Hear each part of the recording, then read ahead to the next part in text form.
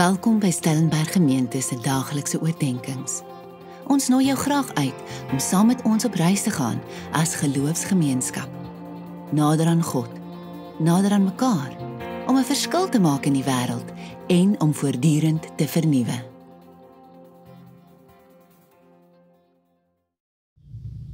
Vandag is Maandag 27 Oktober en hierdie week wandel ons binne die gemeente se 4de waarde van om voortdurend te vernuwe. Nou, ons het gister Hervormingssondag gevier, reformatie. En so kyk ons vandag na vernuwing deur God se woord. Jy sien, voortdurende vernuwing begin by die lewende woord van God, wat ons denke en ons harte kom transformeer. En die Bybel is nie net 'n historiese dokument nie, maar 'n dinamiese bron wat ons uitdaag om te groei in geloof en heiligheid. En vernuwing deur die skrif beteken dat ons onsself oopstel vir God se waarheid, selfs wanneer dit ons gemaksone uitdaag. Ons teksgedeelte vanoggend is Hebreërs 4 vers 12 wat die volgende sê: Want die woord van God is lewend en kragtig, en skerper as enige tweesnyende swaard, en dring deur tot die verdeling van siel en gees, van gewrigte en murg. Dit beoordeel die bedoelings en die gedagtes van die hart.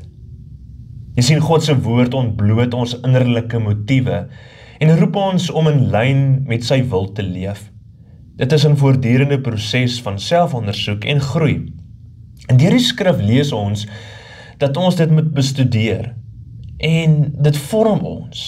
En ons word gevorm en vernuwe deur die werking van die Heilige Gees. Ons ou gewoontes word afgebreek en dit lei ons na 'n dieper verhouding met God. Jy sien, vernuwing is nie 'n eenmalige gebeurtenis nie, maar 'n daaglikse keuse om God se stem te volg. Nou, in 'n wêreld vol afleiding, is dit maklik om die krag van die woord te vergeet. En tog is dit juis hierdie woord wat ons anker en rigting gee. Deur Bybelstudie, gebed en toepassing van God se beginsels word ons harte vernuwe en ons lewe weerspieël sy glorie. So laat ons opnuut, soos die psalmdigter vra, dat God ons harte vernuwe en ons lei op die pad van geregtigheid. God se hartklop vir jou en vir my is om saam met hom te bly wandel en bly so ook voort om te wandel in die woord van God, daar waar ons sy stem hoor. Kom ons bid saam. Here, u woord is lewend en kragtig. Vernuwe ons denke en ons harte deur u waarheid.